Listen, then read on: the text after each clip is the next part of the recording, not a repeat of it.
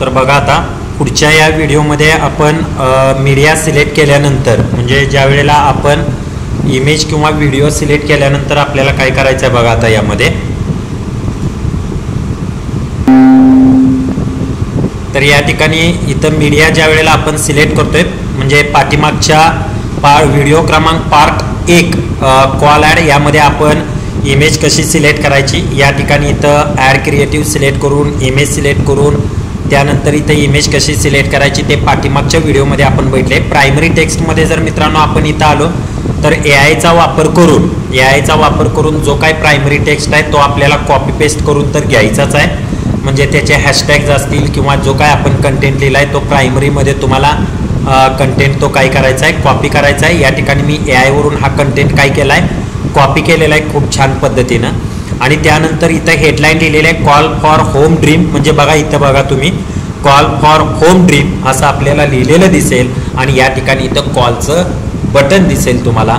अशा प्रकारे मित्रांनो आपल्याला ही कॉलची ॲड रन करायची आहे आणि या ठिकाणी इथं पब्लिश बटनवरती काय करायचं आहे क्लिक करायचं आहे. आपली ॲड दिलेल्या तारखेला दिलेल्या वेळेला आणि दिलेल्या तारखेपर्यंत दिलेल्या वेळेपर्यंत रन होत राहणार आहे.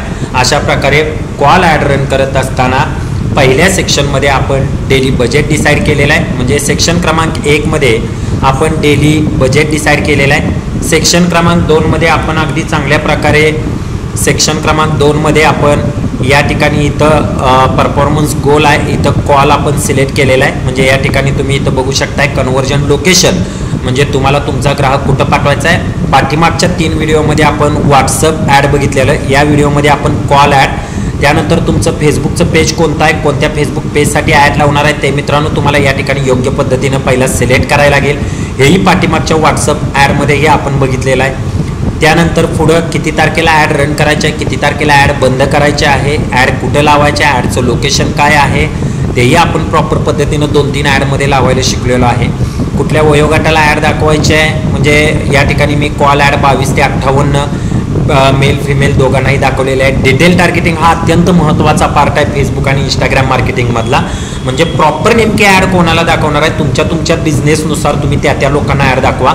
उदाहरणार्थ तुमचा बिझनेस क्लोथिंगच्या रिलेटेड असेल तर या ठिकाणी तर ज्यांना क्लोथिंगमध्ये इंटरेस्ट आहे क्लोथिंग ब्रँडमध्ये इंटरेस्ट आहे जीन्समध्ये इंटरेस्ट आहे असं तुम्ही दाखवू शकता. सपोज करा एनिथिंग तुम्हाला ज्वेलरीच्या संबंधित तुमचा बिझनेस आहे तर ज्यांना ज्वेलरीमध्ये वगैरे इंटरेस्ट आहे तर अशाच लोकांना तुम्ही ॲड या ठिकाणी डिस्प्ले करू शकताय. आणि त्यानंतर सेक्शन क्रमांक आता 3 मध्ये मी जातोय. सेक्शन क्रमांक 3 मध्ये परत या ठिकाणी ज्या वेळेला तुम्ही इथे येत आहे फेसबुक पेज सिलेक्ट केला ऑटोमॅटिक इंस्टाग्राम पेज काय होतंय सिलेक्ट होते.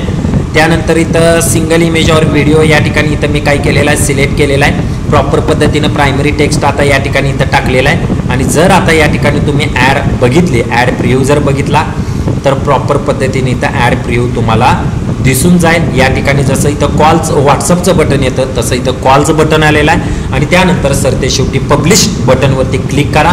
तुमची कॉलची ॲड अशा पद्धतीनं कॉल पेड ॲड कशी लावायची फेसबुक आणि इंस्टाला ते आपण या व्हिडिओमध्ये बघितलेलं आहे. पुढच्या येणाऱ्या व्हिडिओमध्ये आपण व्हिडिओ व्ह्यूज ॲड कशी रन करायची ते आपण बघतोय. तुर्तास आज आपण इथंच थांबतोय.